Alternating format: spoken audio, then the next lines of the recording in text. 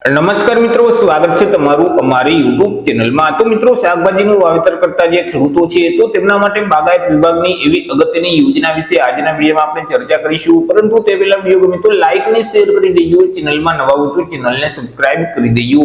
તો ચાલો મિત્રો, વિડીયોની શરૂઆત કરીએ।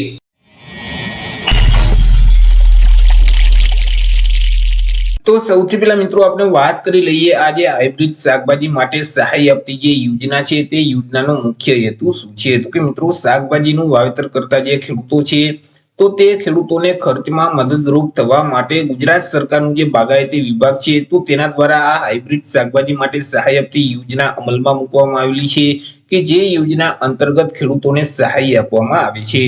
વાત કરી લઈએ લાભ વિશે કે યોજનાનો લાભ છે તે ક્યાં ક્યાં ખેડૂતોને મળવા પાત્ર થશે। તો કે આ યોજનાનો લાભ છે તે રાજ્યના કોઈ પણ વર્ગના ખેડૂત ખાતેદારોને મળવા પાત્ર થશે।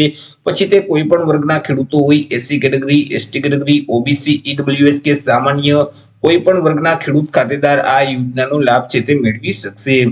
સહાય વિશે વાત કરીએ કે યોજના અંતર્ગત ખેડૂતોને કેટલી સહાય આપવામાં આવશે। તો કે આ યોજના અંતર્ગત જે અનુસૂચિત જાતિ અને અનુસૂચિત જનજાતિના જે ખેડૂતો છે તો તે ખેડૂતોને 1 હેક્ટર દીઠ કુલ ખર્ચના 50% અથવા તો વધુમાં વધુ રૂપિયા 60,000 બે રકમમાંથી જે રકમ ઓછી હશે એટલી ખેડૂતોને સહાય છે તે મળવા પાત્ર થશે। એસસી અને એસટી કેટેગરી સિવાય બાકી જે સામાન્ય ખેડૂતો છે તો તે ખેડૂતોને 1 હેક્ટર દીઠ કુલ ખર્ચના 40% અથવા તો વધુમાં વધુ રૂપિયા 48,000 બે રકમમાંથી જે રકમ ઓછી હશે એટલી ખેડૂતોને સહાય છે તે મળવા પાત્ર થશે।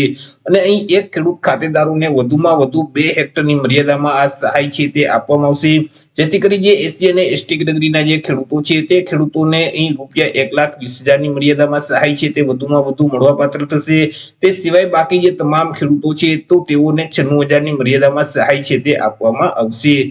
ચર્ચા કરી લઈએ આપણે અરજી ફોર્મ વિશે કે યોજનાનો લાભ મેળવવા માટે ખેડૂતોએ અરજી કઈ જગ્યાએ કરવાની હોય છે। તો કે આ યોજનાનો લાભ મેળવવા માટે ખેડૂતોએ ઓનલાઈન અરજી ફોર્મ છે તે ભરવાનું હોય છે। ઓનલાઈન અરજી ફોર્મ જે આઈ ખેડૂતનું પોર્ટલ છે એટલે કે iKhedoot.gujarat.gov.in નામની જે વેબસાઇટ છે તે વેબસાઇટ ઉપર જઈ તમારે ઓનલાઈન અરજી કરવાની રહેશે।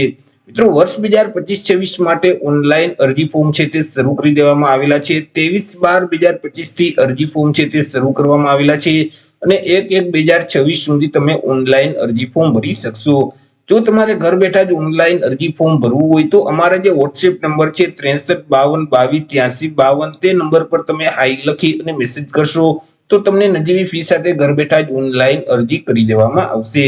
મિત્રો, ઓનલાઈન અરજી ફોર્મ ભર્યા પછી તેની પ્રિન્ટ કાઢી અને ખેડૂતોએ પોતાની પાસે જ રાખવાની રહેશે। કોઈ પણ કચેરીમાં અરજી ફોર્મની કોપી છે તે જમા કરાવવાની રહેતી નથી। અહીં તમારે ડોક્યુમેન્ટ છે તે ઓનલાઈન અપલોડ કરવાના રહેશે। તમને જ્યારે મિત્રો તમારા જે તાલુકામાં આવેલ ખેતીવાડી વિભાગની કચેરી છે, બાગાયત વિભાગની જે કચેરી છે તેમાંથી તમને ડોક્યુમેન્ટ અપલોડ કરવાનું કહેવામાં આવે તો તમારે આઈ ખેડૂતના પોર્ટલ ઉપર ઓનલાઈન ડોક્યુમેન્ટ અપલોડ કરવાના રહેશે। તો ક્યાં ક્યાં ડોક્યુમેન્ટની જરૂર પડશે તેના વિશે વાત કરીએ તો કે એસસી કે એસટી કેટેગરીમાં આવતા હોય તો જાતિનો દાખલો છે તે જોશે। ત્યાર પછી દિવ્યાંગ ખેડૂતો છે તો દિવ્યાંગતાનું પ્રમાણપત્ર છે તેની કોપી પણ જોશે। ત્યાર પછી રેશન કાર્ડની નકલ છે, આધાર કાર્ડની નકલ છે, ગામ નમૂના નંબર 7/12/8 ના ઉતારાની નકલ છે, બેંક પાસબુકના પ્રથમ પાનાની નકલ અથવા તો રદ કરેલ ચેક છે અને સંયુક્ત ખાતેદાર હોય તો તેવા કિસ્સામાં અન્ય ખેડૂતનું જે સંમતિ પત્રક છે તે પણ તમારે આપવાનું રહેશે।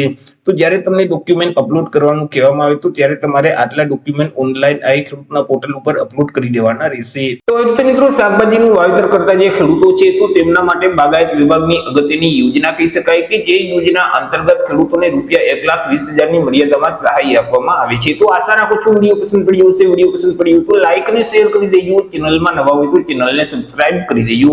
મળીશું એક નવા ટોપિક સાથે એક નવા જ વિડીયોમાં। ત્યાં સુધી જય હિન્દ, વંદે માતરમ।